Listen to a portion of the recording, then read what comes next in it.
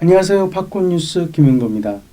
분단 73년 만에 남북 지도자가 머리를 맞대고 한반도 평화를 다짐하는 모습을 보면서 남북이 자유롭게 교류하고 왕래하는 앞날을 그려봅니다. 과거 김대중 노무현 대통령이 남북 소통의 장을 열었지만 이명박 박근혜 정부가 구시대적인 이데올로기를 앞세워 이념 전쟁을 일으키며 갈등과 분열을 조장해 남북 관계를 단절시켰습니다. 이제 정권이 새롭게 바뀌어 단절되고 경직됐던 남북관계를 미래 공동 번영이라는 민족적 대명제로 끊어진 길을 다시 이으며 문재인 대통령과 김정은 국무위원장이 함께 군사 분계선을 넘나드는 것은 우리 민족 역사의 최대 전환기를 맞이했다는 것을 의미합니다.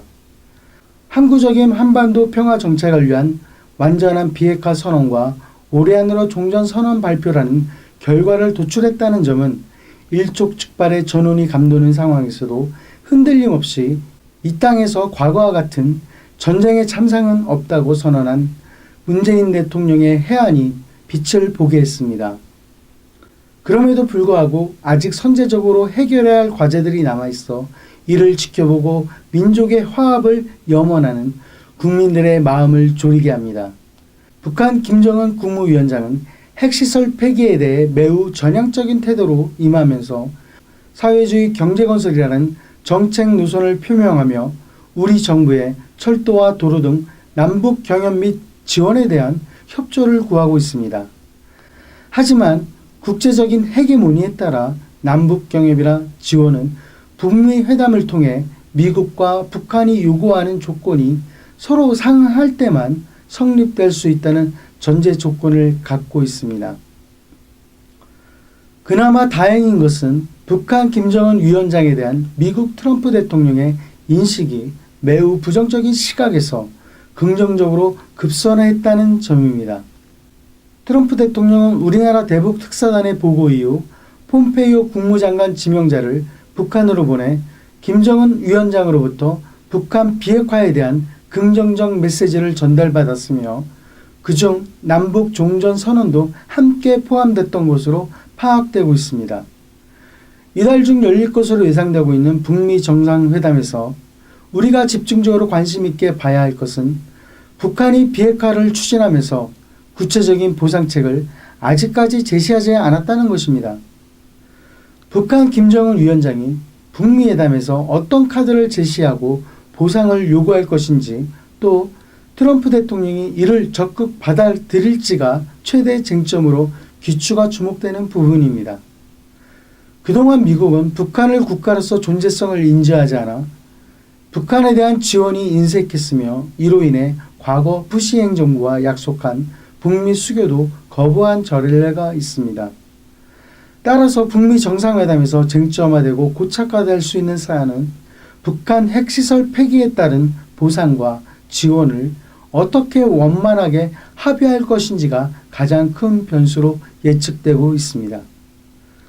만일 북미 회담에서 미국과 북한이 서로 요구하는 수준에 합의하지 못할 경우 다시 원점으로 되돌아갈 수 있고 북한은 비핵화를 위해 최선을 다했지만 미국이 거부했다는 논리로 핵 개발에 대한 당위성을 높이며 벼랑 끝 전설을 다시 구사할 수 있다는 점입니다.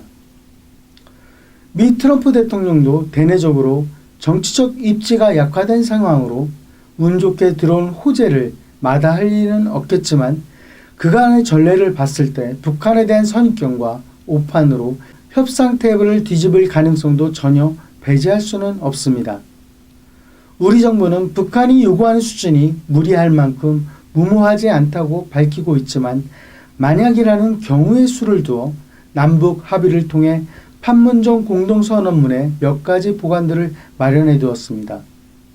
그렇기 때문에 북한이 미국과의 원만한 합의를 얻지 못한다고 해도 북한의 의지가 작동하는 한 남북의 화합과 교류는 국민적 염원이 원동력이 되어 지속될 가능성이 매우 높아 보입니다.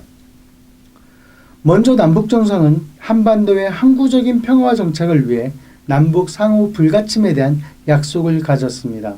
단순 보여주기 위주의 종전선언 발표라는 형식적인 이벤트가 아니라 한반도에서 군사적 상호 불가침에 대한 내용을 판문점 공동선언문에 명문화하고 사전 조율을 통해 세부적으로 안전장치를 마련해 놓았다는 것입니다.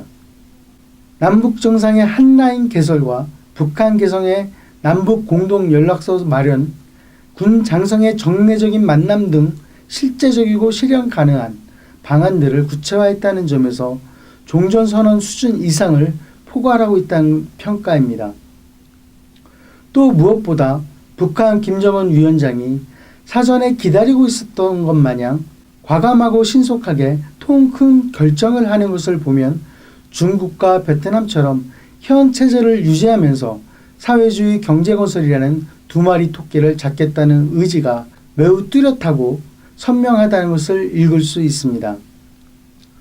우리 정부도 73년 만에 찾아온 평화의 기회를 놓칠세라 북한의 능동적 태도 변화에 적극적으로 나서 판을 키워가고 있는 모양새로 남과 북을 잇는 신경제지도를 북한과 함께 공유하는 모습은 매우 고무적입니다.